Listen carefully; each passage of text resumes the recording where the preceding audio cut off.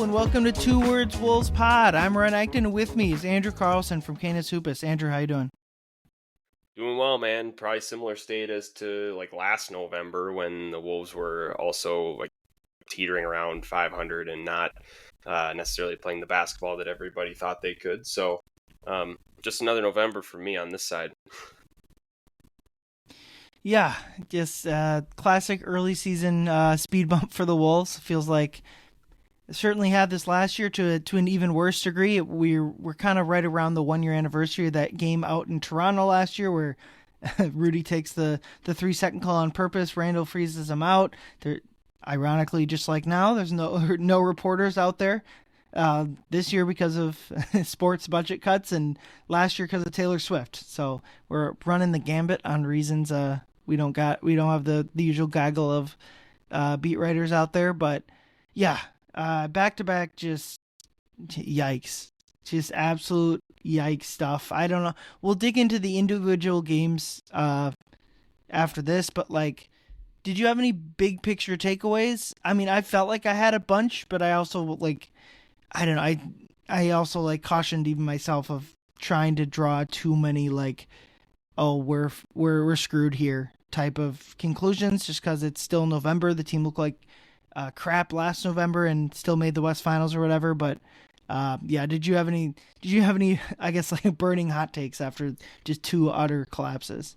Yeah, I think my biggest take right off the bat is just how much this starting five has on their shoulders and how little margin of error they have to win or lose games. The bench is non-existent right now, and it's very clear to me that Chris Finch is just searching for combinations. I mean, this all culminated with a 10-man rotation midway through the first quarter on Monday night.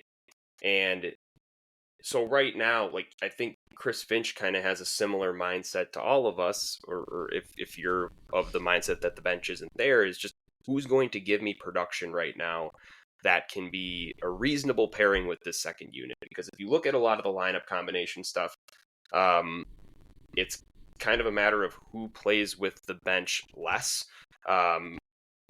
Rudy Gobert, Julius Randle, Jaden McDaniels, and Anthony Edwards are one of the top 4-man combos in the league. And then Dante DiVincenzo is pretty consistently across the top 3 or top 5 in 3-man combinations on this team for people who have played statistically significant minutes. So for me, it's where is this second unit going to go? Who is going from that unit to step up and help this starting unit? Because if there's one player in the starting lineup, or even two players in the starting lineup, as there have been over the last couple games that let go of the rope, this team is not going to go very far. And so that's really my biggest thing here. These last couple games, and we knew that when they were winning games, and now when they're losing games, I think that's reared its head even more.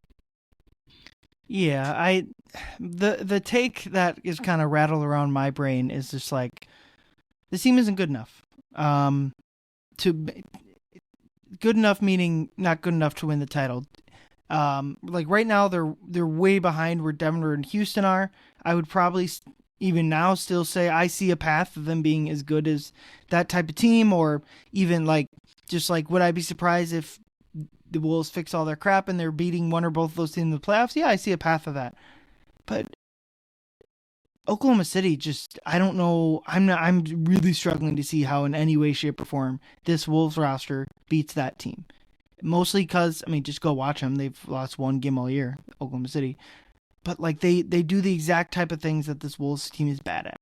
And I'm not fully willing to go down that path just because, again, it's November. Things can click. Maybe Oklahoma City is not as good as it's even hard to say that given, they're probably going to win 70 games this year. It feels like it. I worry that this team just has a ceiling, and that ceiling is 2 floors below Oklahoma City. And I don't, I just don't know where they go from here. Although I will say that probably doesn't even have a lot to do with these last 2 games, because these last 2 losses have been mostly late game collapses. And I don't know how much that has to do with the playoffs or whatever, but yeah, I think I'm mostly talking to myself. Like I don't think it's good to take overarching like this team can't be X in 5 months because of these losses. But it'd be impossible not to notice the themes of just kind of the last few years with this with this gaggle of players, because a lot of them have come and gone. Like the roster that is on the floor now compared to the roster that was blowing games to Memphis in that playoff series, there's not really a whole bunch left. And the people that are left are like the pillars of this team. Are Anthony Edwards, Jaden McDaniels, and Naz Reid are the main trio of players that were on that roster. And so, I mean, I guess with those players, you'd expect them to figure out whatever is causing them to blow these games in such incredible fashion. But maybe it's just kind of baked into who they are. I don't know. I think it is baked into who they are. I think we've seen that over the last couple of years. I think we've heard enough tea leaves around the locker room from other players and even themselves that, sometimes if the moment or the game doesn't seem important, they will not necessarily treat it as such until either they really need to or it's too late. I think I heard that firsthand during the Washington game when the Wolves were up 25 at half and that lead got down to 4 in the fourth quarter. Nas said after the game, like, look, it's hard to stay focused when you're up 25 points. Like, I think we got a little bit carried away and I think we eased off the gas a little bit. And I do think right now that it is baked into this team's DNA, not only from a games perspective. I knew last night that this was they were either going to lose the game or it was going to be a very close win when they could not expand the lead seemingly from 10 points in the fourth quarter, and they let Sacramento just kind of hang around at that uncomfortable 6-5 point mark. Like, they just have a tendency to do this. So if you look at that from a game perspective, or you look at that from a full season perspective, 23-24 is really the only season where November has been really good for this team. Every other year, it's been a lot of really hair-pulling, painstaking losses and relying a lot on February, March, April to vault you into postseason position and really not even be at the mercy of seeding, just kind of take whatever you can get. So I think right now it is baked into this team. I don't, to your point on Oklahoma City, and we'll probably talk about this a little bit later, I would not be surprised if they won tomorrow night against Oklahoma City. It is a team that loves to play up to the moment, and they know that they have the parts to do it. They just, when they get together in some of these areas, they do not act like the sum of their parts.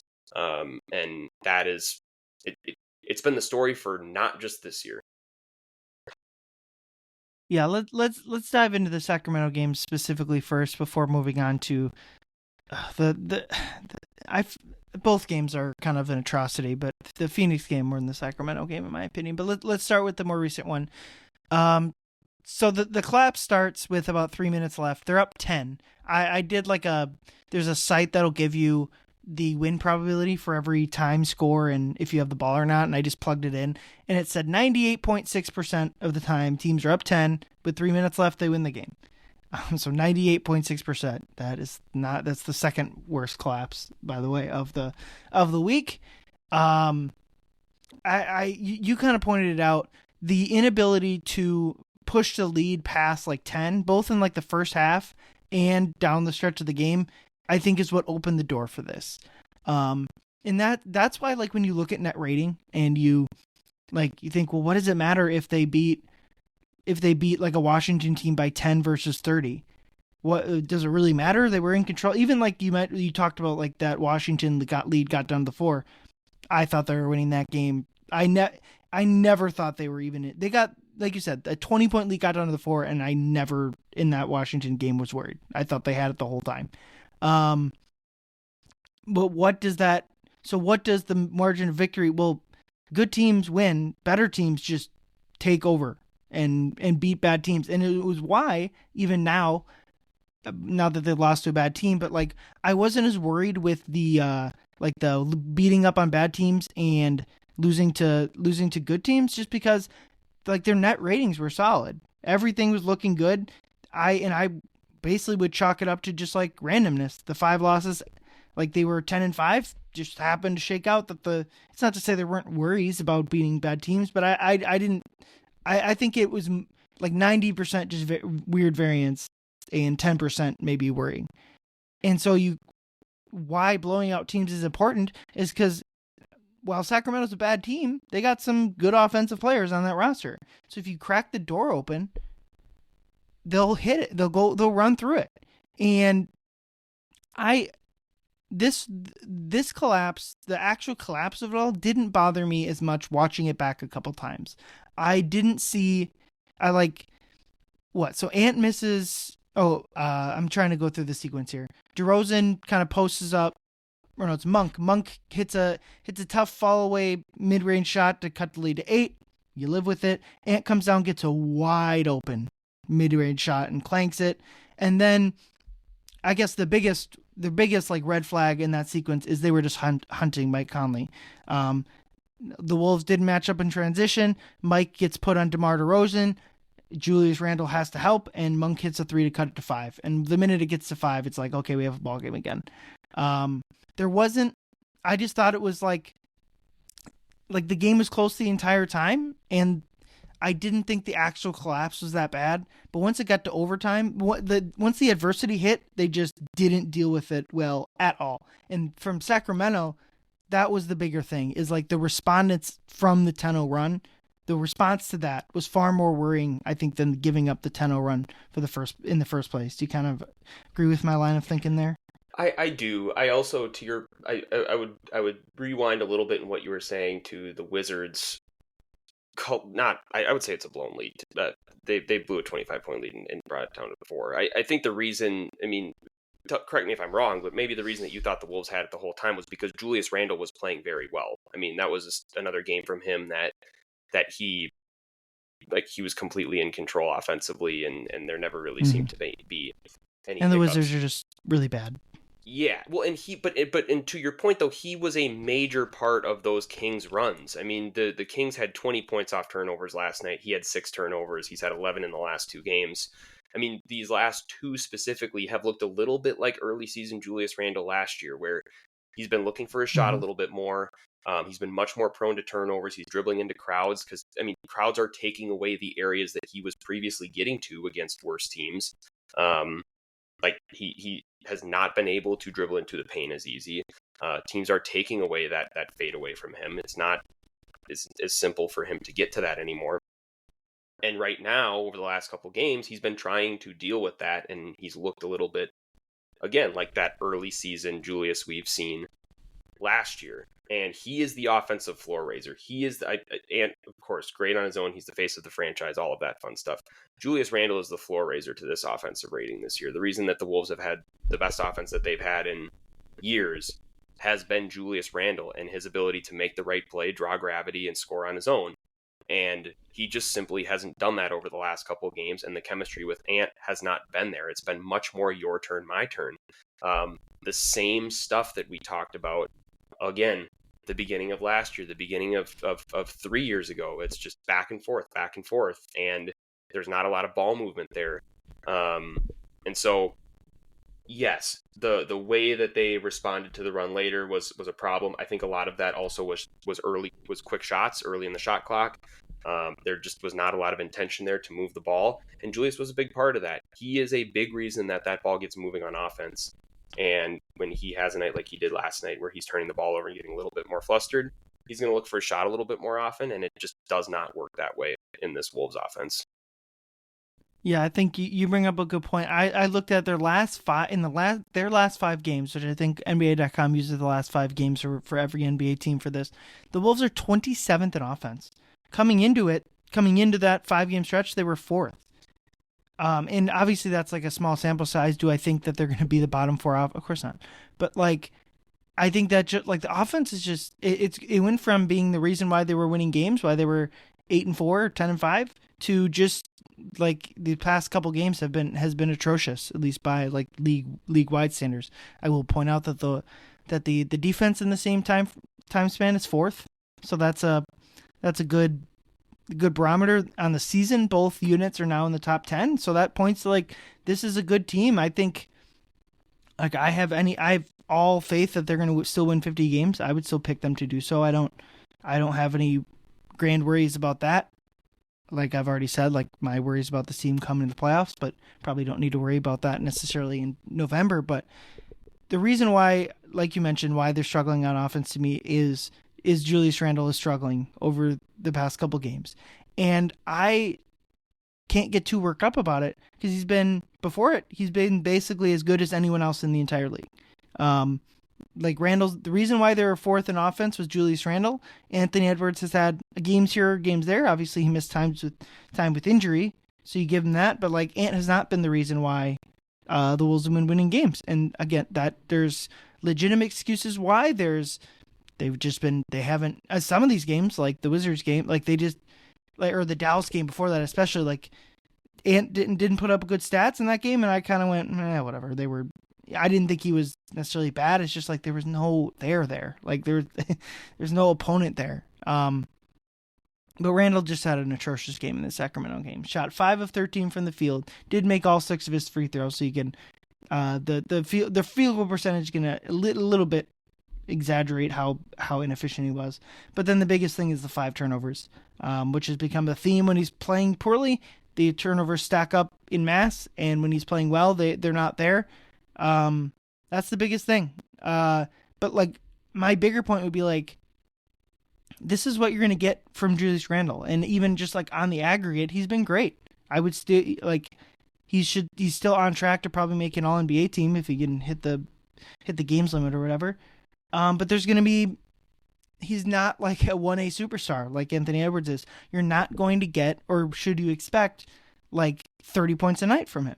And so you're going to have good games and you're going to have bad games. And I think obviously the last 2 games have probably been lower than what you'd want like the barometer to be. But you need someone else to step up, and I think shooting wise and scoring wise Ant has, and I would be hesitant to criticize Ant's first 3 quarters of either of these 2 collapse games. We'll talk about the end of it, especially in Phoenix. But I think, like you mentioned, they just need kind of other. Jaden McDaniels only had 6 points in the Sacramento game. Like that's not good enough. Dante 5 of 13 from 3, I guess is fine. Looks worse than it is. I don't know. Like I thought Dante played pretty well against Sacramento. He definitely did. Offensively, they were kind of. I think they took him out of the game because he was kind of getting beat defensively, and that's kind of tough. Or maybe they wanted Conley for offense. I don't know. Going down the stretch with Mike over Dante was a little bit curious, just because I don't think the offense was getting better with Mike, and the defensive difference between the two didn't feel different. I don't know. They just need more guys to step up. I think that they will, but I think that's the big. Julius Randle struggling was the biggest reason why they weren't able to, along with just some stupid plays. There was a lob in the first quarter of Dante threw to Ant when he just had a wide open layup in front of him. Like those are the plays like that just can't happen. Like we need a little bit more professional team than that.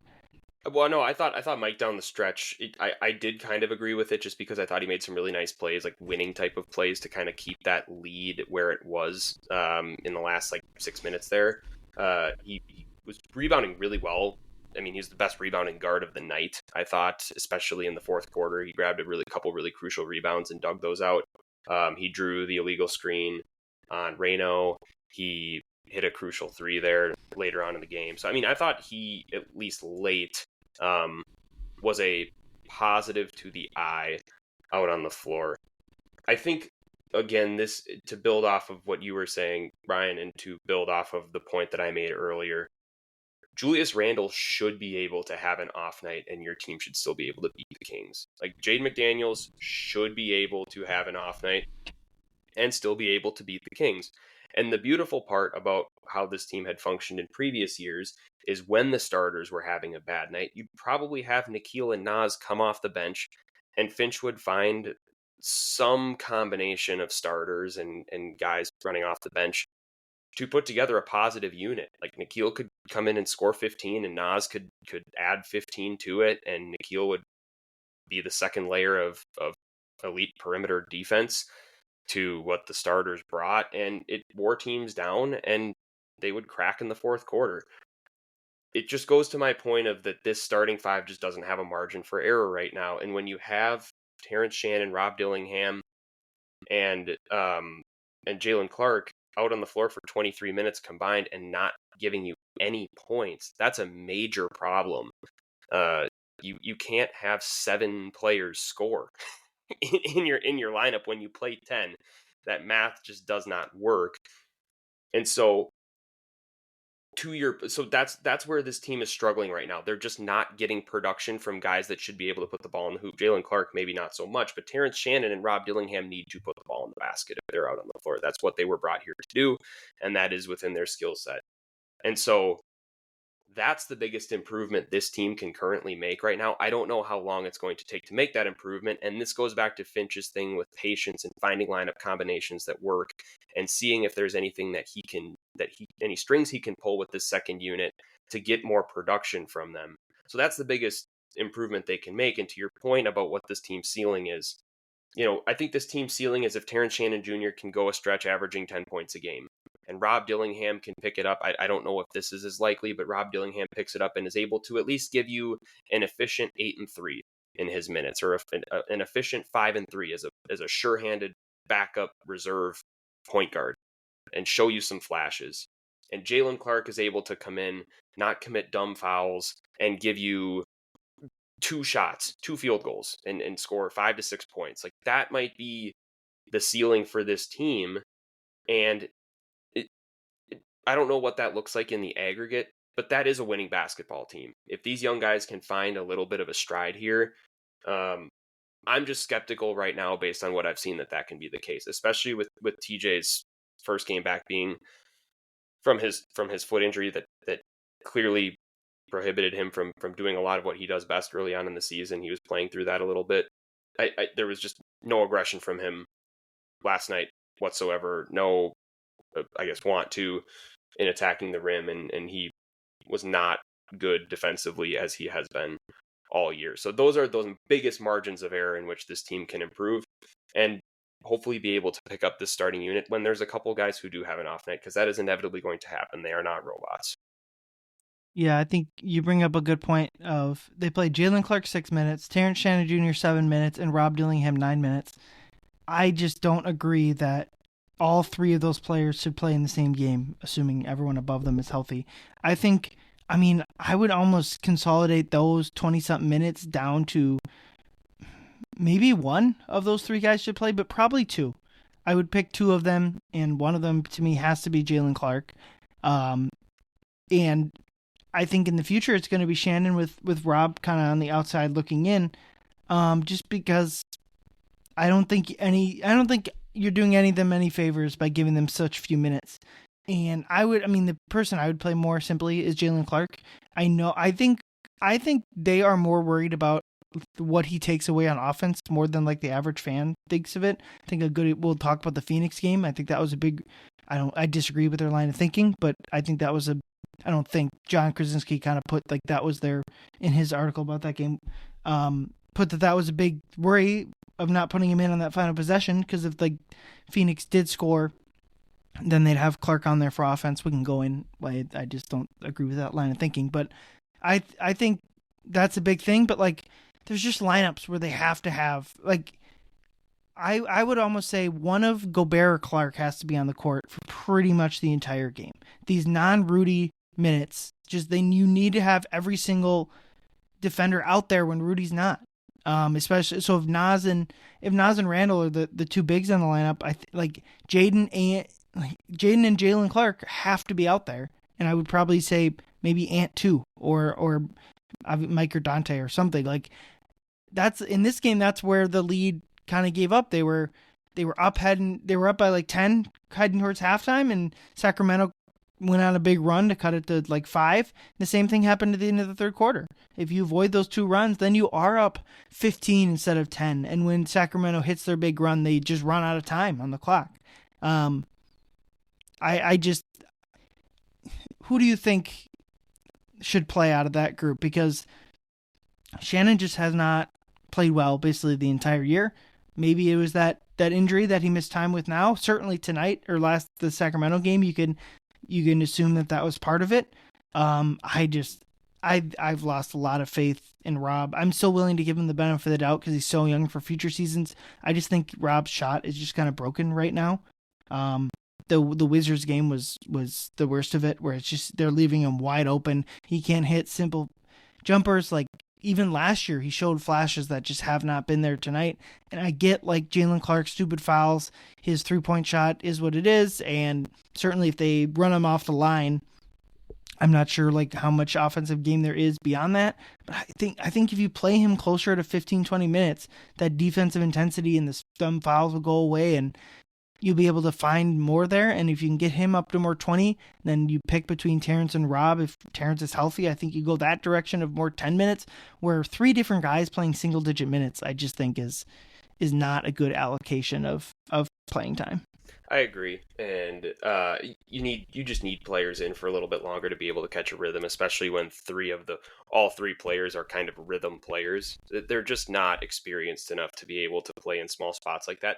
An admirable effort to throw a 10-man rotation out. I will say that. I mean, Chris Finch is trying stuff right now, and that's what you need out of your head coach, and not someone who's just set in his ways and just completely married to a rotation at this point in the season. I do think Rob needs to be the product of this change.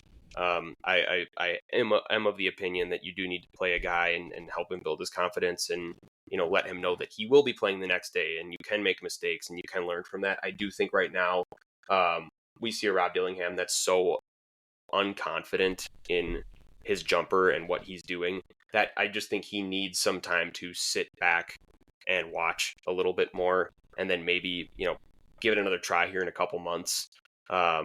Take in a couple film sessions, be able to kind of build himself back up in practices and private sessions with Pablo Prigioni. It's just not working right now, even being given ample opportunities. And I think right now is where it's time for TJ to attack. I mean, his game is very simple. Like, there's nothing with TJ that needs developing right now in order for him to be effective. It is take the ball and find a way to go to the basket and put pressure on the rim and defend at a high level. He is not doing either of those things right now, and those are tendencies that just need to be broken. So if you have those two in the lineup to be able to give energy, Jalen Clark is often that shot that can get physical and put a body on somebody. That happened in the Portland game, and that's what kind of turned the game a little bit. That's what you need right now. You need shots of energy. You just can't have bad shot selection, unconfident jumpers, and Rob looks to be that player right now, despite being given consistent rotation time. So I just think he might need to pop a squat for a little bit longer, and just come back in 2-3 months and just see what that does for him, because it did do him some justice last year in January when he played against New York and found some success in the Garden there, played against Utah, had a really nice game. He might find it. I'm not saying he's a bust. I'm not saying they need to give up on him. I just think it's time for him to sit back and observe things for a little bit. Yeah, and I agree that like you have to play these guys at some point, or you need to mix them in or whatever. I also just kind of think like if it's like, oh, you're gonna ruin his confidence by moving him to the bench, then like that's it sounds hard, but like you just got to get over that. Like that can't be the reality of this team. Is they're trying to win. They're trying to the championship is the loftiest of goals, but they're trying to win playoff series, multiple of them at the very least, and they got to do what's best for the team. And if that means sitting a specific guy in a certain stretch of the schedule, like you just have to be able to like have a little bit more confidence than that. Now, should they go back to him at a later point in the season? Yes, probably, almost certainly. But like you said, I do think at a certain point, like if he's not confident out there, I'm not sure playing him is really doing him any good at this point. You're just reinforcing bad habits. So I would, but on the flip side, I mean, Terrence has either been out or ineffective pretty much the entire year. So I'm not like hammering the bell on Shannon should play more either necessarily. I would lean into Jalen Clark. That would be like the player I lean into, and you try to mix in Shannon or Dillingham on the side almost. Terrence has the immediate skill set, though, to come in and do something. And like those are the things. I mean, he's a 24-year-old at this point. You Maybe have to older. know what you have to know what you have, right? Like there's not a lot of, I think, room for development there. There's some, like I think the jump shot can get better, and there's things on the margins that he can do. For sure. But we've seen the athletic ability. I mean, it's just a matter of let's go make something happen here. For Rob, like here's the glass half full thing about Rob is he's quelling a lot of the knocks on him coming out of college, like the defensive issues, the lackadaisical nature on defense. He's had good hands defensively. He's given effort defensively. I've actually been pretty impressed with Rob on that side of the ball. He's also looking to make the right play. He's not getting caught into his own game, and he is. Now I would argue he's doing his own thing and maybe calling his own number when he shouldn't and passing when he shouldn't. Like that could probably be flipped around situationally, but he is looking to make the right play. And these are all things that people thought he wouldn't do coming out of Kentucky. The thing that people thought he would do is what he isn't doing right now. And so that's like the biggest, I think, red flag for me, and hopefully something that can be cured with time. I think last night, let's see, he had three assists and 3 steals. So I mean, he's been doing a lot of the right things. It's just he has to see a couple shots go down right now, man. And I don't know if the answer is keep trotting him out there and telling him to let it sing, because that hasn't been working recently. Yeah, I agree with you on Rob. The playmaking has been solid. I felt like he makes the correct read, like he attacks the paint when he needs to. He kicks it to the right shooter. He's dimed up Rudy a couple times. Like that type of stuff has been great. And like you mentioned, obviously I'm sure like the defensive numbers aren't, like the behind the scenes numbers aren't great for Rob, but like he's doing what he's being asked in terms of, it's just like sometimes a guy shoots over him. Like that's the main issue. That the steals have been great, like you said. Yeah, I don't care about that. I really don't. I mean, he's not getting. He's going to get destroyed by screens. That's just how it's going to be. But he is fighting through them, and he is showing active hands, and he's not letting that deter himself defensively. Which was the concern. If he can do this on this side of the ball, and he is able to put some of those things together offensively, you have something here. But the other thing isn't working, and that was his main skill set, and that's why things aren't necessarily going to plan. Jalen Clark, I know you mentioned that the Wolves have to lean into him a little bit more. I would agree with that. This dumb foul stuff has to stop. I mean, he's way too smart of a player to be committing some of the fouls that he is late in games. And he's played enough minutes now to know that NBA players can get pretty crafty and maybe exaggerate things a little bit, like I think it was Malik Monk did last night. So he just those are the things that, Jalen Clark, you're not expecting 20 points out of him, but you are expecting him to come in, play good defense, and play smart basketball. I mean, that's what he does. And so you just can't have some of the errors that he's been making here over the last couple of games if you're going to give him crucial clutch time minutes. Yep, I agree. Well, let's move into the next game, which is, here's what I'll say. I thought Anthony Edwards in the Sacramento game was not any more or less culpable than the rest of the roster, or the rest of the starting lineup. I thought the last minute of the Phoenix game from him was downright atrocious in a lot of different ways. And obviously he wasn't the only one, but he was the biggest factor, I felt like, the reason they coughed that game away. So I said the win probability stat, up 8 with a minute left, 99.6%. NBA tweeted out a thing that was like basically not the last 3,000 times the team had been leading by 8 or more going into the last minute, they'd either forced overtime or won the game. Like it was a 1 for 3,200, I think it was, type of stat. Like it was, the Sacramento collapse felt like, yeah, that's brutal, but you'll see that. The Phoenix collapse was something else. And I just wanted to go down like the last part of the game, because I think a lot of the turnovers late got highlighted, or the last possession, the game winner and stuff. But like the biggest thing, and I wrote a kind of a recap piece, or a newspaper style column the next day about this game, and where the collapse started was with 50 seconds left. Ant just loses track of his guy, Royce O'Neal, who easily walks in and puts the layup back, and Ant just doesn't box out, and that is like, it's just one of those things with Ant where he just kind of loses awareness of the game. And this is one where it's just like, Ant needs to be better. Period. End of sentence. If this is the Anthony, this is what I wrote in the I'll call it a column. If this is the Anthony Edwards we're gonna get, because very bad in the Wizards game as well. He was 10,000 feet away from that game, and the numbers in the Dallas game weren't great either. If that is the Anthony Edwards we're gonna get, the Wolves are never winning a title. They need him to be better. They need him to be a superstar. There can't be... Would anyone say Anthony Edwards is better than Shai Gilgeous-Alexander? No. He's miles away from that dude. The consistency is miles away.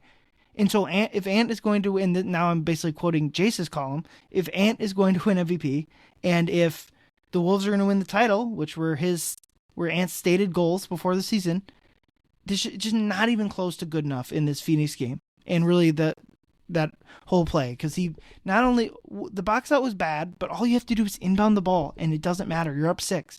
Ant turns it over, they immediately make a 3, and it's a 3-point game again. Now the game's on, and now's the part where it's not just Ant's fault. Randle turns it over, and they get bailed out by an offensive foul, but then Randle turns it over again in the classic.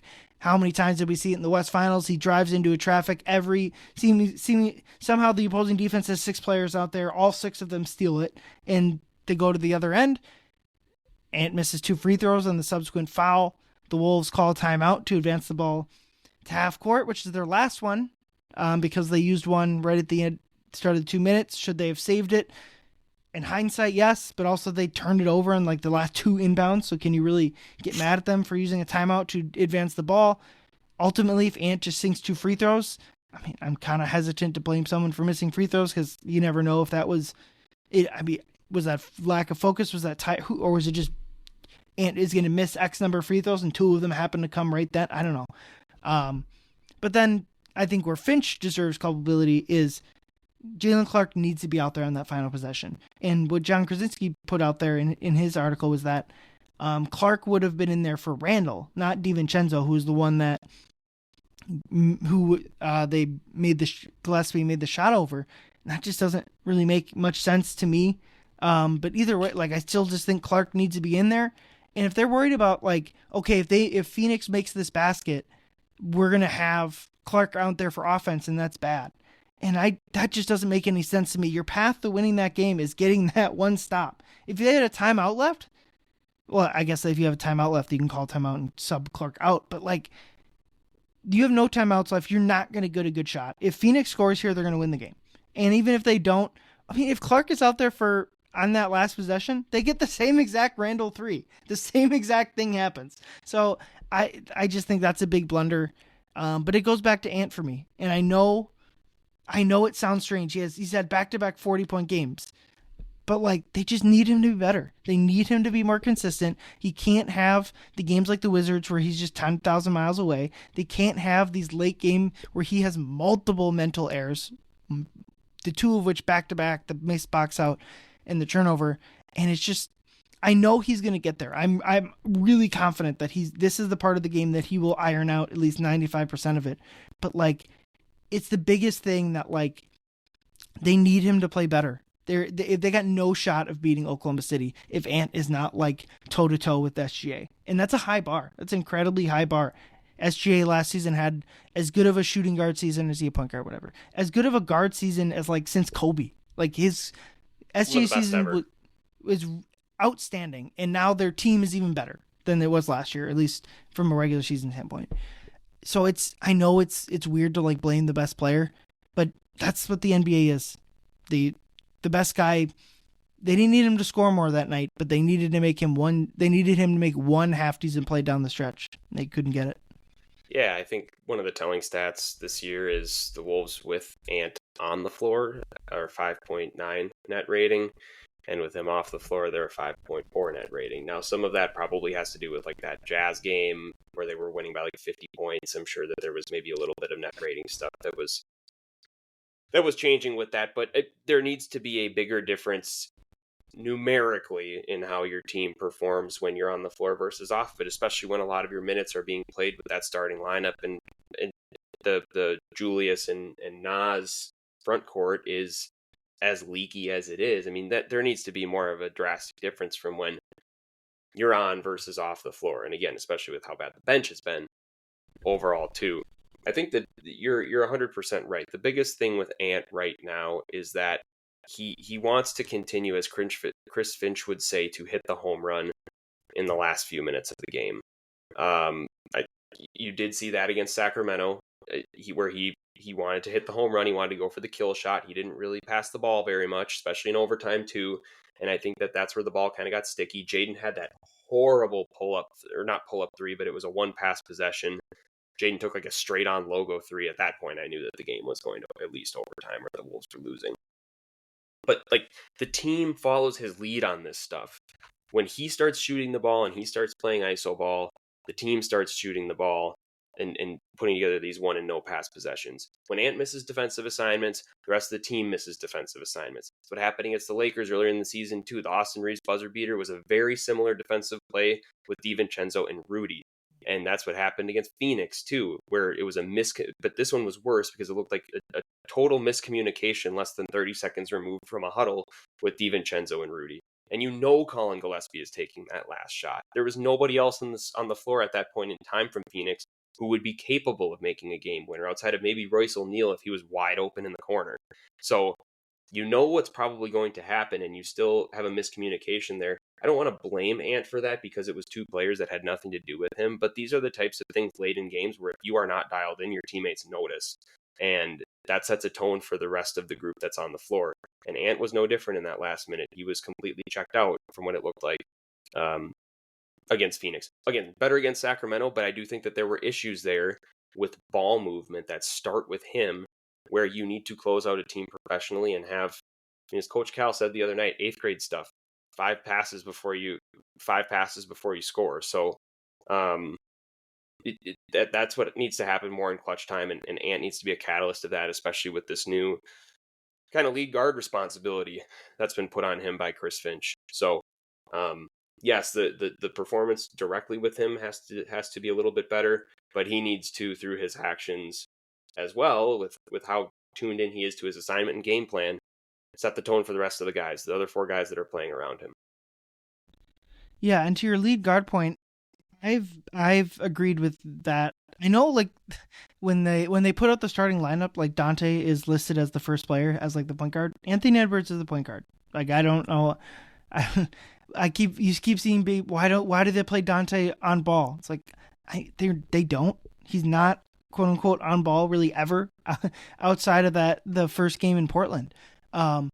I think that's the path, like the Wolves hitting whatever ceiling is with Ant as the quote unquote point guard of this team. I mean, how many teams don't play like their best guards who like all the team's best players, like SGA is their point guard. I guess like there's weird teams like the Nuggets, their point guard is a 7-foot Serbian dude or whatever, but like, or it's Jamal Murray, who I guess isn't their best player, but I just think this is the role that Ant will need to grow into, because I don't see the path of the Wolves getting like a starting level point guard, a traditional point guard with the current like assets setup they have. So I think this is the way forward for this team. You can play more defensive guys, more shooters, and especially with Randle, who can do a lot of passing too. I think it just makes sense. Like Ant as the point guard makes sense, and then you have a bench. You have like Mike on the bench for certain games where you don't want to play you don't want to play Ant and point guard. I thought the first half was a big issue in the sense of they're down 18 at one point in the second quarter. They are like, the offense is just awful, and that goes back to what we talked about the sack game with Julius. they need Ant to kind of pick up some of that slack. And if they're down 8 instead of 18, that means they could have been up double digits instead of 8 in the final minute, and it doesn't matter. Like those are the little things where you don't even notice that you didn't even notice that they weren't playing well because it just meant they won by 8 instead of 15 or whatever. Like that's the type of stuff that you just can't go down by 18 against a so-so Phoenix team. You can't let Sacramento hang around. And there's going to be not every, even against quote unquote bad teams, not every game's going to be a big blowout, but that's why they lost these games. But the last minute from Ant, just like, it just can't happen, or at least it can't happen as consistently as it has. It's game plan stuff, man. And again, like, even as I mentioned for the Sacramento game, Julius isn't absolved in this stuff either. It all runs downhill from your top players. And Friday night was another bad Julius game. I think he had 5 turnovers again, or was it 4? It was either 4 or 5 on Friday night. And he had the same issues offensively. It was really the first overall kind of putrid Julius game of the year. His box score may not reflect it, but it was just a bad game in general for him. And I think, again, it was his first one. And he wasn't good in the last minute either. He was, I would say, equally as bad. He was not there defensively. Rebounding was spotty. And even when they go down with the Colin Gillespie shot, you just can't put as bad of a possession together as you did with 6 seconds left on the clock. I don't know what that was. There was no urgency. It was a horrible shot. Bad shot selection. Yeah, you just got to go.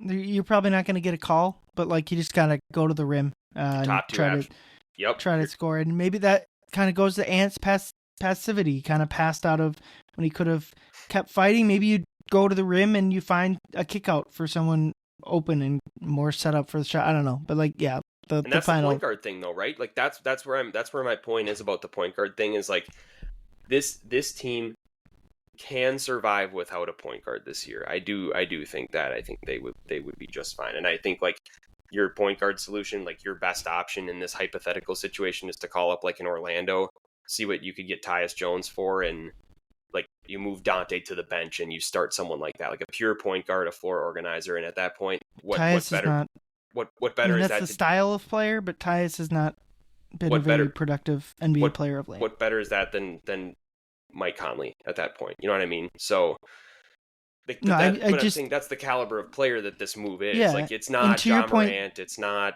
a starting point guard. It's a reserve guard, like someone like that who's a pure point guard and can organize the floor. And the better options, to your point, are too expensive for what this team is. Like they have to. I think what's clear to me is they have to save every like asset they got for whatever next big move. They can't be spending it on trying to save their point guard situation this year. They probably can and should like try to get like a buyout guy or like a Monte Morris level trade. I think a center would probably be my number one. A defensive center would be my number one kind of move to get, but like you said, this is the point guard rotation they got. It's Ant, Rob, and Mike, and it hasn't been a gigantic issue, but like, yeah, it's something they still gotta massage. But that's my point with the point guard thing, though. Is yes, you're bringing in like someone who's not incredibly productive. I would say, just in this hypothetical, humor me with Tyus Jones, is you bring him in and you put him in your starting lineup, because that way what it would do is you keep a productive 4-man pairing intact with your starting 4. You get your point guard, a floor organizer in the lineup who has a little bit of ability to play off the ball too. But more so than that, you take Dante DiVincenzo and you immediately bolster your bench. And you create effectively a body there to play with Nas and Mike, and then you effectively have your 4th guy off of the bench with one of the young guys, which would be Jalen Clark or Terrence, depending on what the night needs. And you're effectively creating an elite bench player. That's essentially what that trade does. I'm not really advocating for it, but if we're really going to beat the drum for a point guard, like that is the type of player that you bring in. I feel like at that point you might as well just put Mike in the starting lineup. Like I think Mike is still like, I would have to go deep dive on Tyus. Mike is probably just a more productive player Well, but at this that's my point of point. Is each of their you're careers. creating the bench spot though alongside of Mike, and you're essentially taking in a mediocre at best point guard who is knowledgeable of the game of basketball and putting it with a productive format pairing and creating a good bench. And it would be an experiment, and it's a low risk trade because at that point, if it doesn't work out, then you just bury him on the bench and you just go back and keep doing Right. the same thing over and But over like, just again. think about the assets of it. Like Tyus makes $7 million. They don't really have an Right. avenue. If Tyus would have to be a buyout, I don't know. Again, I would have to go deep dive into. Is he still in Orlando? It's To Orlando, yeah. And to he's figure out averaging 2 if points a game. yeah. So I don't know. I'd have to deep dive. Is Jordan McLaughlin still roaming around somewhere? Like, I'd have to deep dive into would Orlando want to buy out Tyus or whatever, because they just don't have. I don't even know how they would get to 7 million because they can't take in more money. I mean, they don't. You'd have to trade Lenny and Joe Ingles don't get you there, so it'd have to be like a buyout. And it's like, yeah, I think just big picture wise, like this is their roster for this year. Like Mm-hmm. the Cannon should get a buyout player to fill up that last roster spot. They could get a second person, let go of another roster spot that like probably Leonard Miller or trade Leonard Miller away or whatever you want to do. But like this isn't I over under half a minute played in the playoffs by someone that is currently not on the roster. I'd probably go under. Like their playoff minutes are going to come from the people that are on this roster, and maybe filter out garbage time in that theoretical over under. But I Yeah. like this. This is their team. Yeah, I agree. I'm not necessarily disagreeing with that. I'm saying from a sense of if you were to make a point guard move, that's really what the option is. Like it Mm-hmm. is a buyout caliber type of player, and in the playoffs, you're really just gonna have to try and do the Indiana thing from last year, where you just get the ball past half court as fast as you can. You avoid the 94 feet thing. You avoid long stagnated half court offense, and you try and go quick. But games like Phoenix, to tie back before I diverted on the Tyus thing, that's where you need a point guard, because in that last like kind of 2 minute drill type of play with 6 seconds left, 3 guys come running back for the ball, right? And you give it to one of them and you Mm-hmm. just kind of see what happens. And all 3 are very capable of organizing the floor and maybe getting into a final game winning play. But if it's going to Julius or Ant, they're going to take the shot. You just have to know that at this point. And you just play a game of eeny, meeny, miny, mo with 6 seconds left. And you can't do that. You just need someone who can organize. I remember maybe it was the 23-24 season after, just after, like a year after they acquired Mike, where he was still out on the floor. Him and Ant ran the backcourt together because Ant was immediately going to get blitzed. He gave the ball to Mike to draw a defender again, and then he would move again off the ball to get the ball back and take the last shot. And that's the type of running mate that you need. It's not everybody with your hair on fire run up the floor and just see who ends up taking the last shot, which is what this is right now without a true organizer or like high IQ player touching the basketball inside of 10 seconds. Yeah, and hopefully Ant can be that. How quickly he can get there, I guess, will be something to monitor as the season goes on. But like you said, in the immediate short term, if they could go this or 2K and you could go into Mike's settings and knock down the age a couple years, that'd be the ideal. But you can't. Yeah, but before we wrap up, let's talk about the Oklahoma City matchup on Wednesday. If you're interested in the NBA Cup, I would have to go through it, but I'm pretty sure if the Wolves win, they're in, and if they lose, they're out. I'm pretty confident in that. They would knock out Oklahoma City, so that'd be a nice way to. You'd probably wouldn't have to play them a fifth time. That'd be the bad thing about making the tournament, is if you had to play Oklahoma City in that thing and you're playing them a fifth time this season. But it would be a very Wolvesy thing to do to go out and win this game. I will say SGA is questionable with illness, so we'll tomorrow. I guess the tenor of the game just absolutely completely changes. They're still a kick-ass team, even if he's out. I believe Jalen Williams still hasn't come back and will not be back for this game. They'll still probably be favored if SGA gets ruled out. They're 10.5 point favorites right now. And no Jalen Williams? Wait, did you say they're 10.5 point favorites right now? 10.5 point favorites. So That's a lot. I would imagine, at least last I looked, I could be completely wrong. I know the Wolves were 10.5 point favorites against Sacramento um, last night. It's Yeah, 8.5.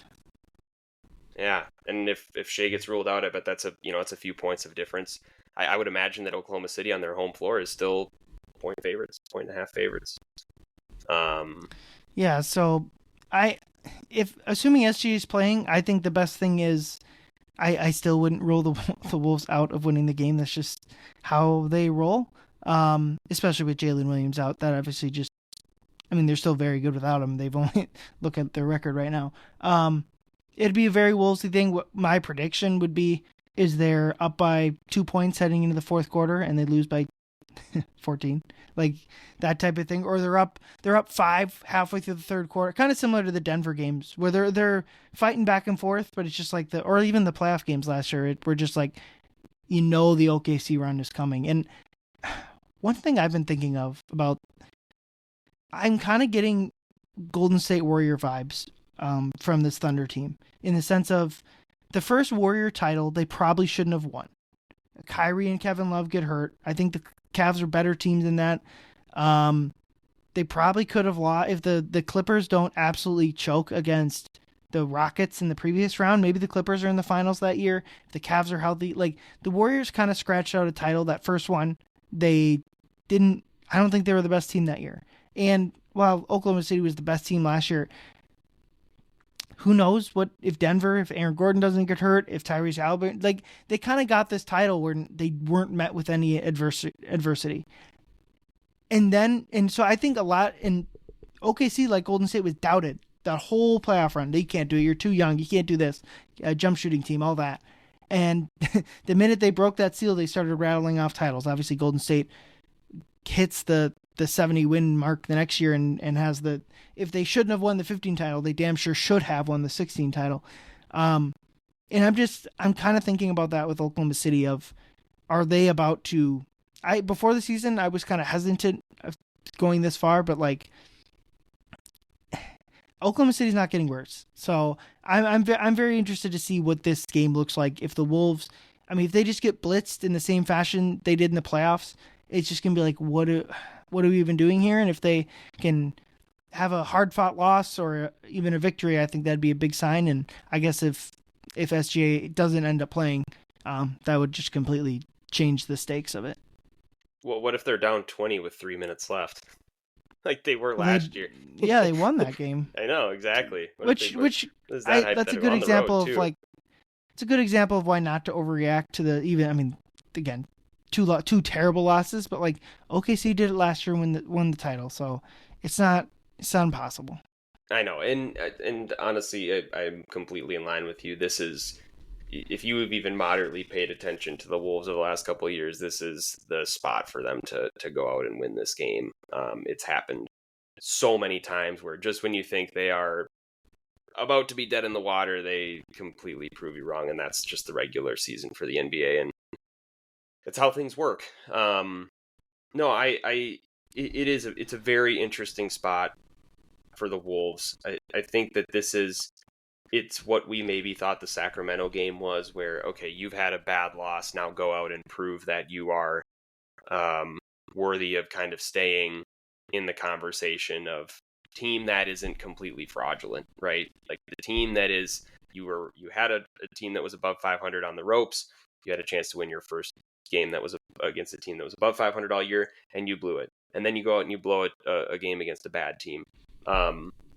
So this is really their opportunity to show up, plant their flag, and say, yeah, the last two games were pretty rough, but this happens pretty often, and we're definitely right here in the Western Conference picture. I don't think there's really anything coming out of the game that would be worrisome. I mean, obviously, if you get blown out, like, that's a problem, but again, it's too early to wave a white flag for those types of things. There's just emotional stretches of seasons that need to get worked out. And especially for this Wolves team, what I would emphasize is this is a team that needs a couple bad stretches to really figure out maybe who they are and what this thing could look like. And it happened last year. It happened 3 years ago. Um, it's just they need to have a little bit of a come to moment or a come to stretch of games. And um, Oklahoma City very much so has the ability to do that. It can either give them some momentum here heading into the next few as the schedule gets a little bit tighter, um, or it can completely break them down and they need to build themselves back up and beat a team that's above 500 here coming up in the next week. Yeah, and I think it's all. I mean, this is like a cliche, but like it's almost what's more enlightening is like what you do. What do you do when you have these bad losses? What comes next? Are you able to respond? That's a bigger deal than like the loss itself, I think.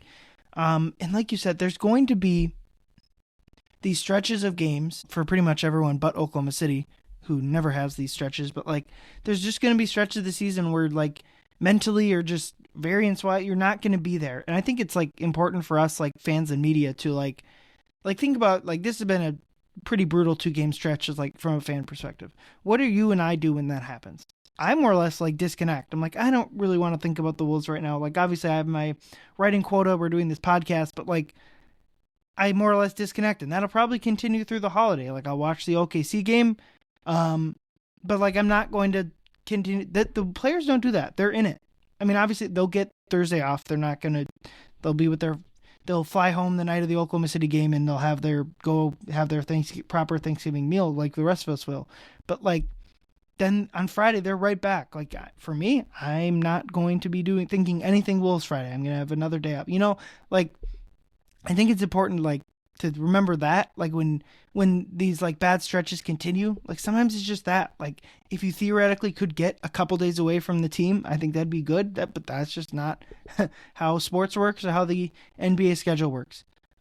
So I guess I'm just more interested to see what does the Oklahoma City game look like, and then from there, you're back to playing. It's not like the dregs of the league, but like the next 1, 2, 3, 4, 5, 6 games are all going to be games where the Wolves are fairly heavily favored going into it.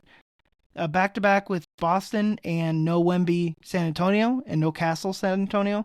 Those are 2 games you should win. 2 games in New Orleans. They haven't been winning many games.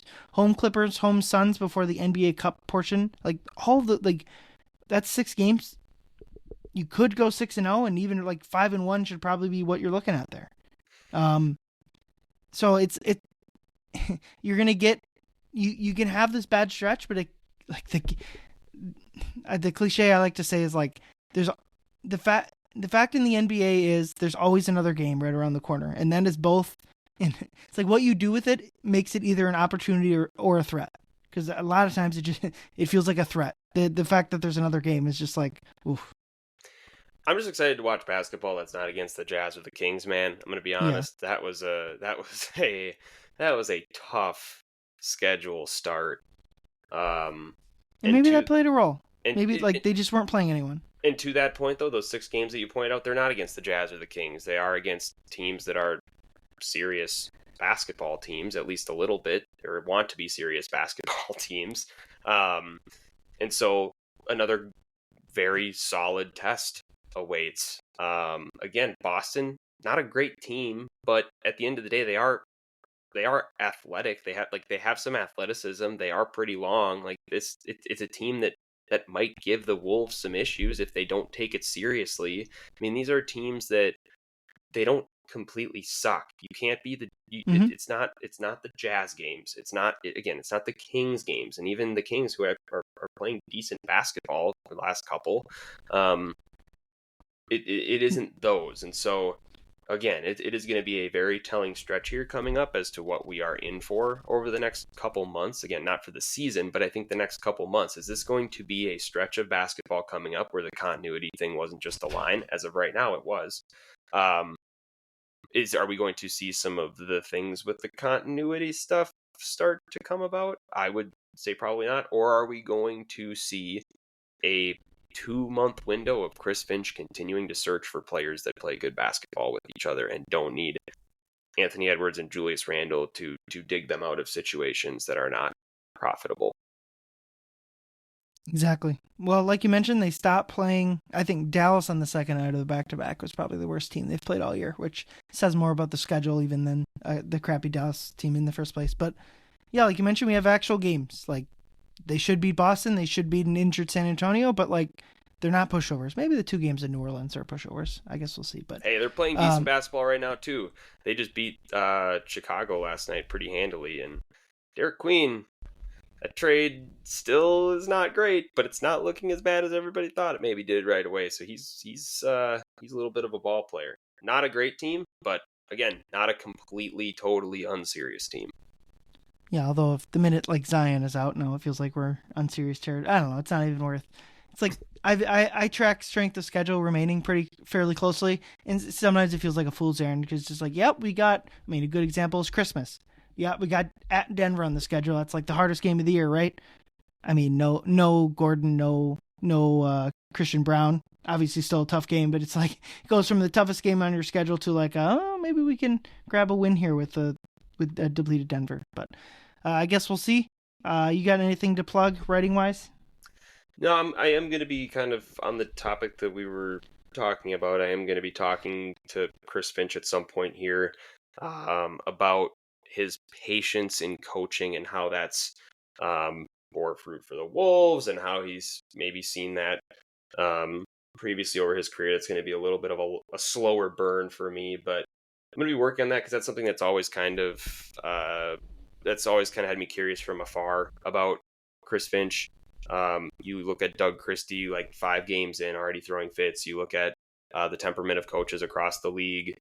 You look at these knee-jerk reactions to rotations maybe not playing as well. Like that's just never been Chris Finch's thing, and I think that's not a rule around the NBA. That's a very uncommon thing, and it's led to a lot of success in his career so far. And so, hoping to do a little bit of Big J reporting on that, along with your classic in-game memes and recaps, Ryan. Awesome. Yeah, we'll check that out from Andrew in a week or two. But yeah, for Andrew Carlson and Canis Hoopus, I'm Ryan Eichman. Thank you everyone for listening. Go Wolves.